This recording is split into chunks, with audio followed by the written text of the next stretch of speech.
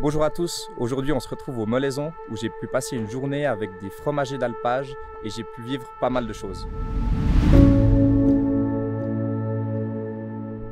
Bon, le but de cette vidéo est que vous puissiez mieux comprendre les étapes de ce métier ancestral et c'est pour ça que je vais aller rencontrer Alexandre, fromager d'alpage pour Gruyère AOP.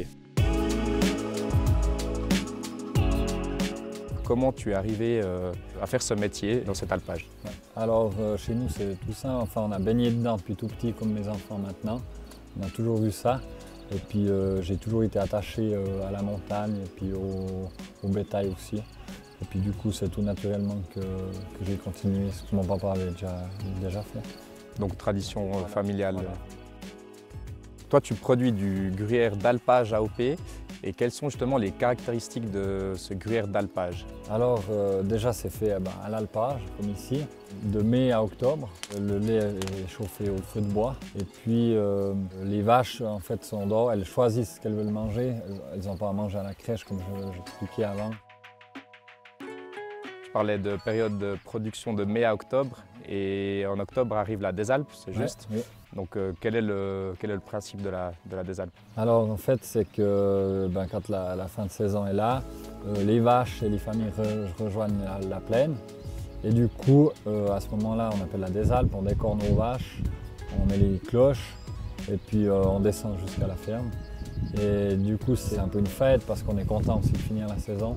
Comme je dis souvent, on est toujours content de commencer mais on est toujours content de finir.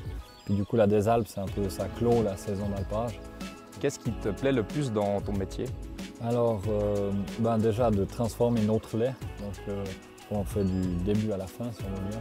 On a nos vaches, on les traite, on a le lait, et puis on le transforme en gruyère, donc ça me plaît. Et aussi le fait d'être en famille. C'est vrai que c'est une vie un peu spéciale, mais on est toute la famille ensemble, on travaille ensemble. Je trouve que c'est, mine de rien, c'est une richesse qu'on peut avoir, quoi.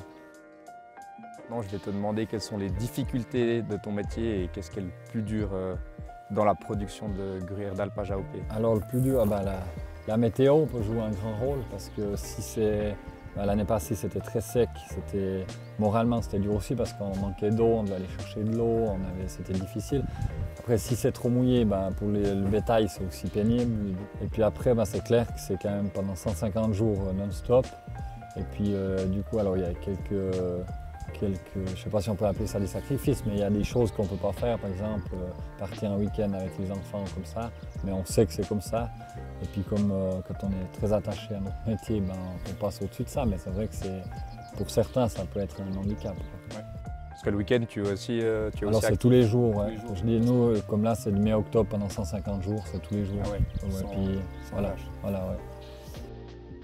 Et est-ce que tu pourrais nous partager une chose que la plupart des gens ignorent à propos de ton métier? Donc comme nous on se déplace plusieurs fois, on a 3 alpages. Puis en fait on mange l'herbe au premier alpage, puis quand il n'y a plus d'herbe on se déplace au deuxième, au troisième, et puis après on revient manger l'herbe qui a repoussé. D'accord. Ça c'est une particularité que certains ignorent en fait, mais c'est qu'on se déplace, quoi. Donc, je vois que tu as pas mal de vaches, de bétail. Est-ce que tu crées un certain lien avec ce bétail? Je vois qu'elles ont des noms aussi, une place précise. Alors complètement, c'est vrai que les vaches font partie de notre... on y travaille avec tous les jours, donc on les rentre, on les attache, tout. Donc comme là par exemple c'est les enfants souvent qui trouvent les noms pour les petits veaux. Et puis après les enfants ont aussi une vache qu'ils préfèrent. Nous on est... Je peux pas dire que si j'en ai une préférée, mais quand même, il y en a toujours une ou deux qui se démarquent du troupeau. Tu pourrais nous dire un ou deux noms de vaches préférées? Par exemple, Iris, qui est la vache à Louis. Il y a Idylle, qui est la vache à Antoine. Il y a Baël, qui c'est la plus vieille, par exemple. Okay. Un peu celle qui mène le troupeau, qui connaît bien. Et puis que s'il y en a une qui se blesse comme ça, on a toujours quand même une petite tristesse s'il y a un malheur avec une vache ou quoi que ce soit. Je vais peut-être rappeler la prochaine Quentin, par exemple. Voilà, bonne idée.